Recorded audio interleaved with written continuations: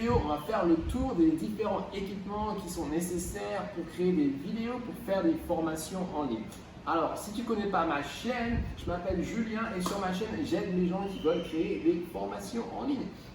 Alors, j'ai fait plusieurs formations et quand on crée des formations vidéo, il y a en général deux types de vidéos. Un type de vidéo, c'est quand on se filme soi-même et un autre type de vidéo, c'est quand on enregistre des choses qui se passent sur son écran. Alors, on va commencer par les vidéos où on se filme soi-même.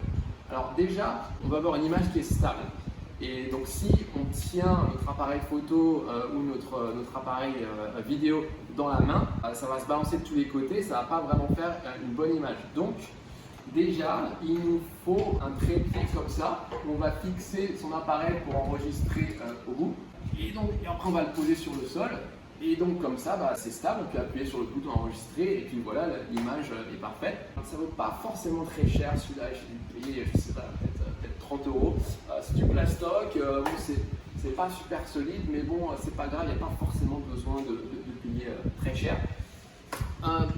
Ensuite, avec quoi j'enregistre les vidéos? Alors, j'utilise mon iPhone. Donc l'iPhone, c'est une très bonne caméra, donc il n'y a pas de souci. Si tu n'as pas d'iPhone ou pas de smartphone qui est super bien, tu peux acheter des caméras vidéo pour, je sais pas moi, allez, si on aura une correcte, je sais pas, peut-être pour 200 à 300 €. L'iPad, ça marche aussi. Tu peux aussi fixer une webcam sur ton ordinateur, ça marche aussi, ce sera pas trop dégueulasse, mais le mieux, si tu peux te permettre, c'est l'iPhone parce que vraiment tu combines voilà, deux choses en un. Tu profites de la caméra, puis aussi c'est aussi un super téléphone pour la vie de tous les jours. Ensuite, un autre problème qu'on a quand on prend des vidéos, c'est la lumière. Si on filme de jour comme maintenant, donc on a de la lumière naturelle, donc ça aide beaucoup. Par contre, un des problèmes, c'est que la lumière peut ne pas être constante parce que des fois, il peut y avoir des nuages.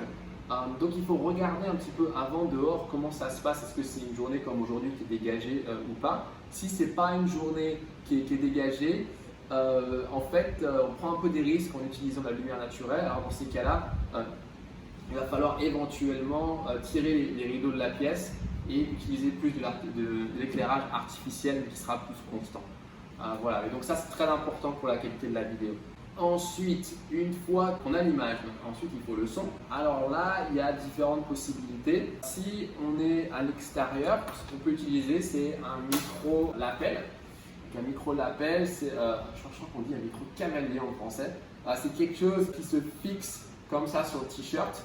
Et après, on peut le brancher soit à l'ordinateur, soit à un téléphone. C'est assez discret et c'est très mobile. La qualité du son est ok. Moi, j'ai acheté un qui est assez populaire qui s'appelle Purple Panda. Ça coûte, je crois, 30 à 40 € sur Amazon. Si on est à la maison, on est dans un espace un peu plus de place, c'est mieux d'avoir un micro un peu plus gros. Alors ça, c'est le Blue Yeti. C'est un des micros préférés des podcasters, formateurs en ligne, youtubeurs, etc. Le Blue Yeti, c'est un micro de très bonne qualité qui est juste entrée de gamme en fait, puisqu'il coûte 150 €. Un des gros avantages de ce micro, c'est qu'il se branche avec le port USB sur un ordinateur. Et en fait, c'est très plug and play. Il y a d'autres types de micros où en fait, il faut un espèce d'appareil intermédiaire, je crois que ça s'appelle un mixeur ou un truc comme ça. Enfin, c'est un peu compliqué. Et donc ça, c'est des micros vraiment haut de gamme. Mais alors bon, déjà le micro en lui-même coûte plus cher. Après, il faut s'acheter de l'adapteur. Enfin bon, on rentre dans un truc. Le Blue Yeti, c'est vraiment super. 150 € pour un micro comme ça USB. Voilà, ça va très bien. Ici, j'ai ajouté ce petit truc, ça s'appelle un pop filter. Donc, en fait, un pop filter, c'est pour éviter les pics dans la voix. Quand on enregistre, quand on parle, des fois on fait des P et des B, pop, pop, pop. Et si on n'a pas ça, et ben, ça va faire des pics sur l'enregistrement qui ne sont pas très agréables à écouter. Donc ça, en fait, ça va atténuer ces pics et ça peut se fixer sur le micro comme ça assez facilement. Ensuite, bien sûr, un ordinateur pour faire le post-processing de la vidéo. Alors moi, j'utilise un Mac parce que pour les créateurs, c'est quand même super. Par exemple, si on utilise un iPhone, c'est possible de transférer la vidéo depuis notre iPhone au Mac avec quelque chose qui s'appelle AirDrop. C'est un peu un transfert Bluetooth en fait, qui se fait très simplement, très rapidement. C'est extrêmement pratique. Si tu peux te le permettre, un Mac, spécialement un MacBook Pro pour éditer les vidéos, c'est super. Après, en termes de logiciels pour éditer les vidéos, il y a différentes possibilités. Donc on peut faire dans le très très cheap en utilisant par exemple QuickTime qui est livré gratuitement sur Mac. Donc au QuickTime, ça a des fonctionnalités assez basiques pour rien faire de bien incroyable, mais bon, quand on débute, c'est suffisant. Après, dans le milieu de gamme, donc moi en fait, ce que j'utilise, c'est quelque chose qui s'appelle Camtasia. Et en fait, Camtasia, ça permet d'enregistrer son écran et aussi d'éditer les vidéos. Donc c'est 2 en 1. Il y a pas mal d'effets, de choses qu'on peut faire. Enfin pour moi ça me suffit très largement et je pense pour la plupart des formateurs un truc comme Camtasia, c'est très très suffisant. Un autre logiciel similaire à Camtasia s'appelle ScreenFlow qui est uniquement pour Mac. Et si on veut vraiment monter en gamme, après on peut utiliser Final Cut ou Adobe Premiere. Alors là, on a des effets absolument incroyables. Si on veut vraiment faire des vidéos qui est très peaufinées, ça peut être bien. Par contre, là, sur tout ce qui est Adobe, tout de suite, les prix, ça devient des choses assez incroyables puisqu'il faut maintenant l'espèce d'abonnement là tous les mois. Leurs produits qui coûtent super cher. Je crois que ça va être peut-être du 50 € par mois. Donc, moi, j'aime pas trop Adobe pour ça. J'aime pas trop le truc d'abonnement. Moi, je préfère acheter un logiciel et avoir pour toujours, ce qui est le cas de Camtasia que j'utilise. J'ai dû l'acheter pour peut-être 200 € il y a quelques années et puis bah voilà, j'ai la licence pour toujours. Ah oui, puis non, j'oublie quelque chose. Et ça alors, c'est pourquoi? Eh ben ça, c'est pour rien, c'est juste pour faire chier. Ah oui, c'est un petit rigolo. Et non mais trêve de plaisanterie.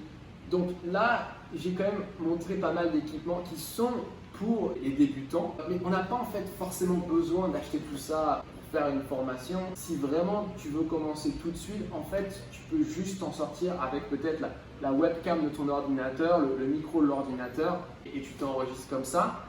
Et tu fais quelques vidéos, et puis après, petit à petit, tu fais quelques améliorations. Par exemple, tu peux commencer par le microphone, peut-être après le trépied, etc. Mais il ne faut surtout pas être bloqué au début par le manque de matériel et se dire ah mais non mais je peux pas faire des vidéos professionnelles, il me faut le truc super. Non, c'est en fait dans les difficultés de faire une formation et d'enregistrer les vidéos, le point bloquant c'est très certainement pas la qualité de la vidéo et du son, enfin vraiment, à part c'est vraiment super merdique, mais au début voilà, il faut se lancer, il ne faut pas commencer à tergiverser dans tous les sens. Dis-moi dans les commentaires quels équipements tu as déjà acheté pour créer des vidéos pour tes formations et qu'est-ce que tu as aimé, qu'est-ce que tu n'as pas aimé, caméra, microphone, etc. À la prochaine, bye bye.